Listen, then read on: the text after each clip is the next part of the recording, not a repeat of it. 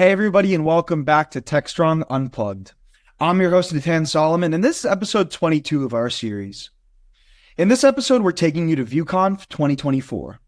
At ViewConf, our co-host Cassandra Chin met up with Gant Laborde, and they discussed the power of innovation.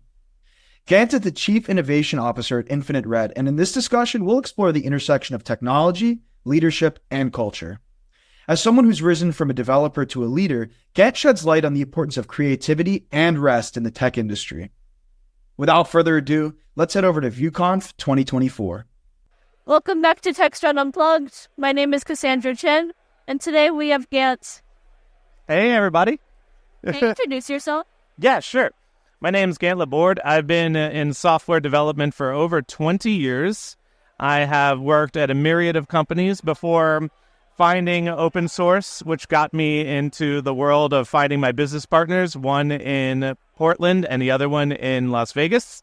We form Infinite Red, which is a 100% remote company based in the U.S., and we have been a company for coming up on 10 years now. It's been a wonderful adventure, and now I get to talk to fantastic people and go to conferences and just enjoy life. So what do you like most about what you're doing now? So I like to say the fact that I found the company, well, they found me, that if I retired tomorrow, I'd stay doing the same thing.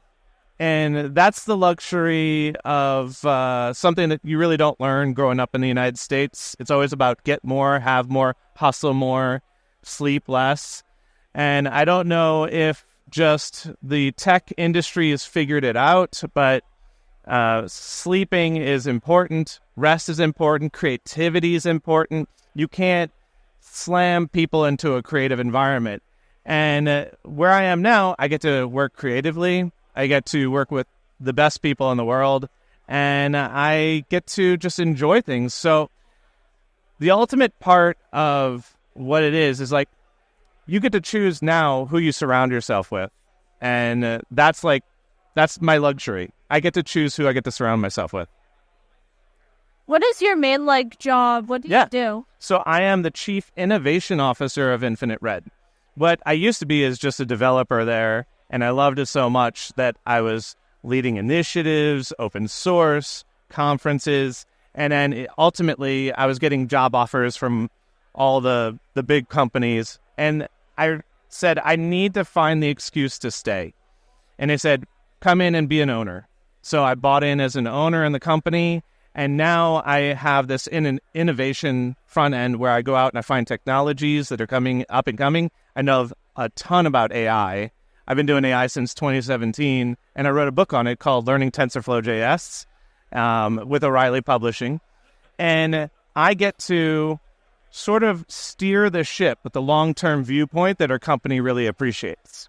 Have you been working with AI before it became super popular? You know what's funny is I keep wondering when it's become super popular, because in 2012, it started to be able to do things that humans could do. Find a bird in this photo, do this and that, identify these characters. It actually started to become superhuman in its technology, where it was capable of actually figuring out what's in this photo here and there. And so in 2017, there was that episode of Silicon Valley, Hot Dog, Not Hot Dog.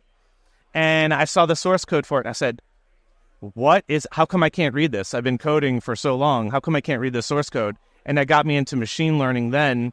And then it was just, that's it. Courses upon courses upon courses. You said you couldn't read the source code. It's like machine learning stuff hard to, or impossible. It was absolutely impossible for me to comprehend, because now today we know a lot about models. We understand the data. We understand that it's got forward and backward propagation. The way that deep learning's kind of like a common phrase now. But you have to understand, when I first saw these things and I saw the architecture of the model and the data that was pushing through it, I was like, where's the source code? Where is it? I don't understand what's happening here. They're just setting up this thing and then throwing some data in it, some weights, some random numbers between 0 and 1, and then this thing can tell you whether or not a hot dog is or not in a photo. And that blew my mind. I was like, I have to understand this. Because I think one of the things that's really cool is computers could do this thing that nobody else could do, then websites could do this thing that nobody else could do. mobile apps could do this thing nobody else could do, and now AI is doing something that nobody's ever done before, and it's that greenfield awesome energy all over again. I see. So it's getting everyone excited about it. Yeah, it's wonderful. So I got excited in 2017. However, arguably, the people who were ahead of me were the people taking the courses in 2012 and understanding the image, doing computer vision, breaking ground on that. They saw it way before I did. Yeah. Do you want to talk a bit about like leadership skills? Yeah, sure. Yeah. So running a company means that I have to marry together the idea of this technology with people. And so that's been a new initiative as well. If you've ever tried to talk people into doing something, there's the easiest way, which is authority, but there's actually 6 other ways that you're supposed to talk people into understanding, maintaining, and owning an effortful project for them. And joining the company and getting into the executive section of that is very different, because I used to make clients very happy. You just do whatever they want. You're the hero, you just code whatever they need and then manage expectations, and it's great. Running a company means doing that in a 4th dimension of just time, which is each person's at a different part in their journey, and you have to apply the right move for where that game is in its state. It's really, really complex and extremely rewarding. So being part of a company, I have a new penchant for learning leadership skills. When you manage your company, do you have to manage like different teams and organizations? Yeah, but we are fortunate enough that we get to choose who we surround ourselves with. So my company is all senior devs that are mature in their academic and coding careers.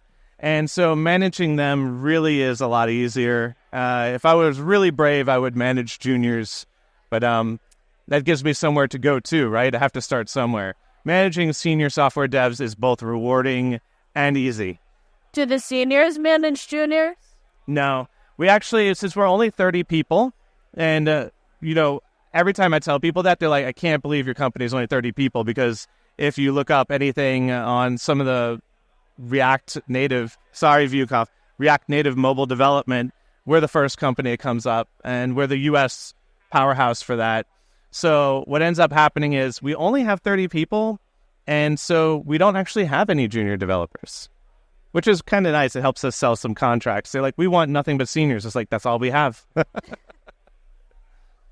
Is there anything else of interest you want to talk about? Oh, my God. Well, how much time do you have? I will just talk all day with you. Talking, and I'll stop you when it's appropriate. So here we are in New Orleans, one of the best cities in the entire world, with a culture that is unique and different from almost everywhere else. We have architecture of French and Spanish, food influences, both Cajun and Creole. We have all the different kinds of things jammed into one spot in a port city that has been flourishing for the past 100 years. And then the conference comes here, and everybody gets to experience just a little bit of a taste of that. But honestly, there's so much more to the technology, the culture, and the energy that comes here for this that you get like a taste of here at ViewConf. And so I love talking about the city because I live in New Orleans. And I also love talking about the initiatives of like kind of growing up here, which is actually really difficult when you're all into technology and everybody's into drinking and food. And then the other aspect of it is that people come here and they fall in love. Like, this is a wonderful place. There's a lot of technology people that move to New Orleans simply because if you have a remote job, you don't have to go in office. You get to choose whatever is right out front your door. They choose culture. So I am a big fan of here. Any city that's got great culture, I love. Atlanta, New Orleans, Amsterdam. Like, it's really nice. Is it mainly a food culture, or what else is there? Here I would say it's a music and food culture. It's all about how things feel here. It's about taking things easy. It's about Honestly, I think it's the pill that we all need when with our like work, put all the time in, especially the startup culture, which is, sleep on the ping pong table kind of style that we get from California. It's the antithesis of that. It's the other pill that lets you sort of just remember what's really important to you. And I think that's the fulfilling life that I'm looking for, and most people are. That's interesting, because I actually come from California. Yeah, exactly. Very work-intensive culture. It is. It's a groundbreaking, work-intensive, amazing culture that can only go so far on that sort of same leg, that same energy, that same structure. At some point, you need to come back to the tide needs to come back. Yeah. Yeah. So you've always lived in New Orleans? Yes, almost moved a few times. Chose not to. Yeah. Do you always come back to this conference? Yeah, I love ViewConf. Any conference, there's a million great conferences that come through New Orleans. ViewConf is put on by Pratik and Vincent, Connected Events, and they know how to do an excellent conference. I also go to several of their other conferences that they have. They run Connect Tech in Atlanta. That's a great one. They also help run DevNexus, one in Chicago, Dallas, and a bunch of other places. I know that conference needs to focus on the people, as you could tell. I've talked about that a lot. And they do. So anytime they're around, I'm surely going to their conference. So you really care about the people? Yeah. I love technology, but you have to understand that without other people, you're just sitting in a dark room looking at lights, right? There's something non-significant about that. There's something insignificant about this kind of like, we all felt Zoom burnout, right? During the pandemic, we were disconnected from each other. One of the things that really identifies that I see people wanting without knowing how to put it into words is that your work code changes every single day. It's like ice sculptures every day. You can't really watch it over a period of time. You go back and look at what you did 5 years ago. It looks terrible or it's trash. You have to be proud of like the wins. And what are the wins? They're the things that you did that people called wins. And then you start to see that line goes, I care about what influenced people. And when you care about that, you say like, now I'm going to look directly into it, right? I care about the connections I make. And here's the best part. People are a lifelong thing. You can spend the rest of your life learning about people. It doesn't change like a framework. There's no people version 2.0 or 3.0, despite what California tries to do. We're all running on the same software. We all still want that same connection. We all still want that same in-person event with a great MC and fantastic talks. So when you're looking at code and you think your code is bad, like, is how you determine how good your code is or not, like not the code itself, but how other people kind of think of it? Yeah, think about that. Why do we hate cowboy coders?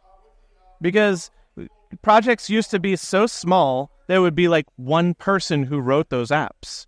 Back when apps came out in the 90s and people wrote software, it was one person making all the games, making all this stuff. It was different one-person camps. That doesn't work anymore. Now we figured out how to beat that and make a more impressive kind of culture around the idea of developing ever-evolving software. And, there's, of course, the rule that the connection amongst the people reflects in the connection amongst the software. The bugs and communication amongst the team reflects the bugs that are in the software. I think it's a Conway's Law, right? So what's great about that is we're just looking at a reflection of what we really want. It's an interesting look at it. It's honestly taken me a long time to figure this out. So learn from me if you can on this and improve on it. I think we talked about a lot of interesting things today. Awesome. Yeah, I think we did too. We didn't talk enough about your cool shirt or your book or any of the other stuff. Yeah, it's about you. Okay, well, thank you. I appreciate it. I am super happy to be here, being in New Orleans, software for 20 years, traveling the world, meeting and talking to amazing people. And thanks for having me. Thank you, Gant.